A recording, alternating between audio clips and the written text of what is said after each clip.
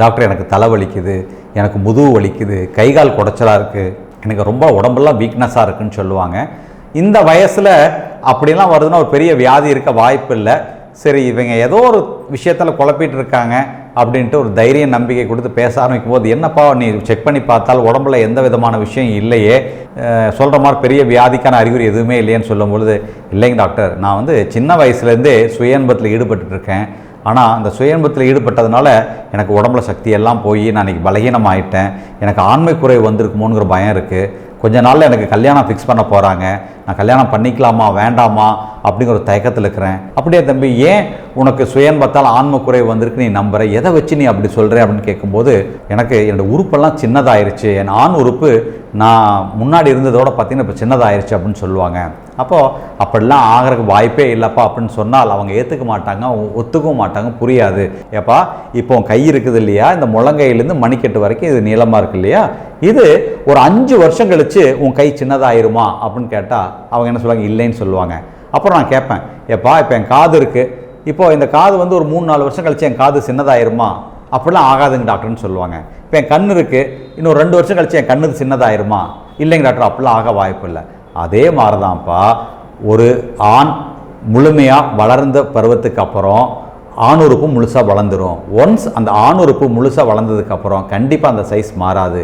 எப்படி கையினுடைய நீளம் குறையாதோ, காதனுடைய சைஸ் குறையாதோ, கண்ணனுடைய சைஸ் குறையாதோ, அதே மாதிரி ஆணுறுப்பினுடைய சைஸும் கண்டிப்பாக குறையாதுங்கிறது தான் உண்மை. அது மட்டும் இல்லாமல் ஆணுறுப்புங்கிறது இரத்த குழாய்களால் செய்யப்பட்ட ஒரு விஷயம். அதோடு எரெக்டைல் டிஷ்யூன்னு சொல்லக்கூடிய ஒரு எலாஸ்டிக் டைப்பான ஸ்பெஷல் எலாஸ்டிக் டைப்பான டிஷ்யூவால் செய்யப்பட்டது. அது சுருங்கும் தன்மை உள்ளது, விரியும் தன்மை உள்ளது. எல்லா நேரத்திலும் ஒரு ஆண்மகனுக்கு அவனுடைய உறுப்பு விரைப்பாக இருக்க வாய்ப்பு இல்லை. யோசிச்சு பாருங்கள், எல்லா நேரத்திலும் ஒரு ஆண்மகனுக்கு உறுப்பு விரைப்பாகவே இருந்தால் அவனுக்கு சமூக ரீதியாக எவ்வளோ சங்கடங்கள் ஏற்படும்.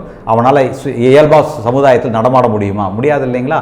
அப்போது தேவைப்படும் பொழுது விரைப்படைய வேண்டும், மற்ற நேரத்தில் அது சேர்த்திருக்க வேண்டும் அப்படின்னு இயற்கையாகவே இந்த ஸ்பெஷலைஸ்டு டிஷ்யூவை கொடுத்துருக்கு. ஆனால் நிறைய பேர் என்ன கன்ஃபியூஸ் பண்ணிக்கிறாங்க, தனக்கு உறுப்பு சின்னதாயிருச்சுன்னு நினைக்கிறாங்க. கண்டிப்பாக அப்படி கிடையவே கிடையாது.